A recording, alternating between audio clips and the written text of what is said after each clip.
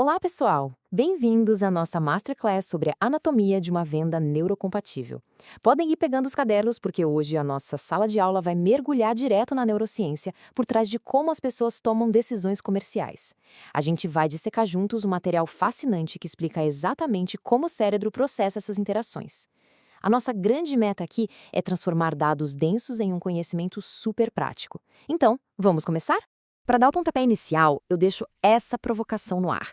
Sabe o que acontece lá dentro, nas engrenagens da mente de quem está do outro lado da mesa, antes mesmo de você abrir a boca para oferecer um produto?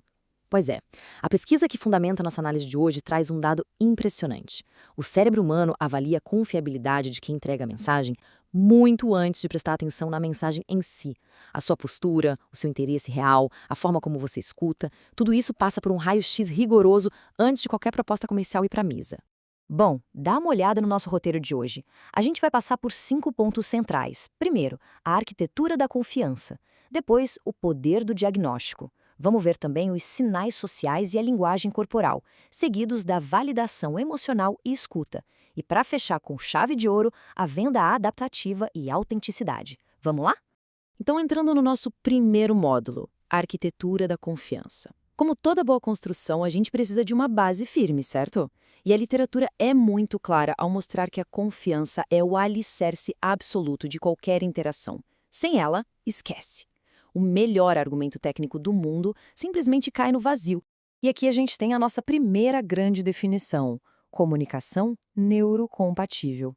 Não é só uma troca de palavras, tá? O material destaca que o profissional atua, na verdade, como um verdadeiro agente que constrói um contexto seguro para a tomada de decisão.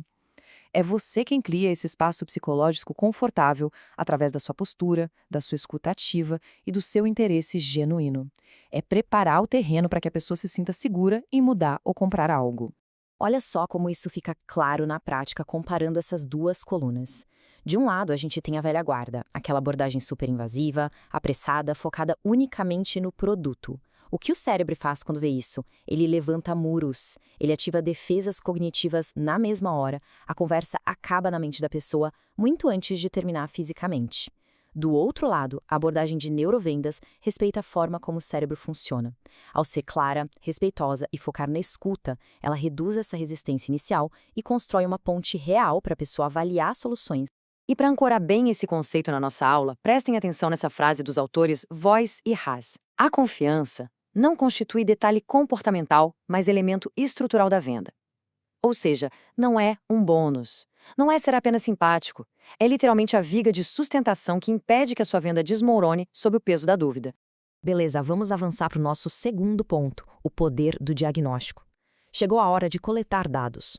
Como é que os grandes profissionais conseguem extrair aquelas necessidades que muitas vezes estão completamente escondidas? Sabe aquela ideia de que pergunta aberta serve só para a gente pescar informação? Esquece isso. A fonte revela uma mecânica muito mais profunda. Perguntas abertas geram organização cognitiva. Quando a pessoa começa a falar em voz alta sobre uma dor, ela mesma passa a organizar ideias e necessidades que antes estavam super confusas na cabeça dela. É um convite para ela construir a solução junto com você. Seguindo a lógica que a gente vê no quadro agora, esses são os passos cronológicos do spin selling. A gente começa investigando a situação. Depois, vamos para o problema, aprofundamos na implicação, que é o tamanho das consequências desse problema, e, finalmente, chegamos à necessidade de solução. Essa ordem, pessoal, não é aleatória. Ela serve justamente para guiar o cérebro a transformar um incômodo que a pessoa nem dava bola em uma demanda super clara e urgente. O que nos leva direto para o módulo 3, sinais sociais e linguagem corporal. A gente falou bastante de palavras até aqui, mas a nossa sala de aula agora vai focar num impacto silencioso, porém gigantesco, do que não é dito. O texto base destaca esses marcadores relacionais. Porque o cérebro de quem está do outro lado está te escaneando a cada milissegundo. Ele está lendo o seu tom de voz, o seu ritmo de fala, o contato visual, a expressão e os gestos. E por que isso importa tanto?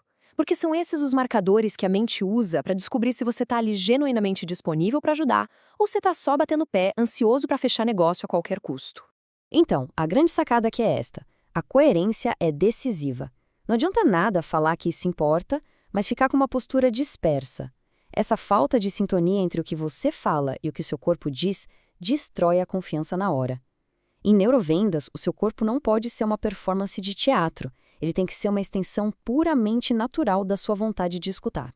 Entrando agora no módulo 4, validação emocional e escuta. Vamos entender como processar ativamente essas emoções serve para desarmar a resistência natural das pessoas.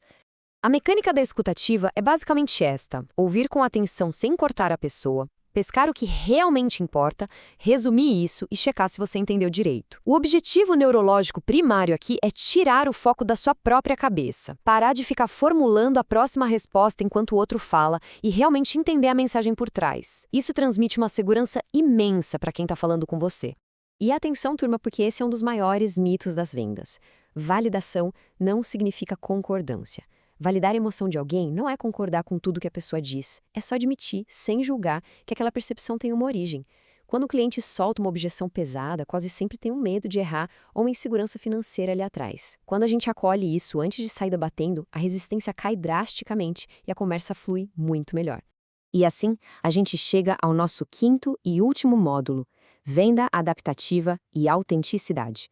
Coletamos dados verbais e não verbais, validamos emoções, construímos a confiança. E agora, como a gente empacota tudo isso numa estratégia sob medida? A resposta é a venda adaptativa. Essa matriz que vocês estão vendo é um verdadeiro guia prático que saiu do estudo. As pessoas processam informações de jeitos radicalmente diferentes, e usar a mesma receita de bolo destrói os seus resultados. Para um perfil analítico, você vai jogar os números e as evidências na mesa.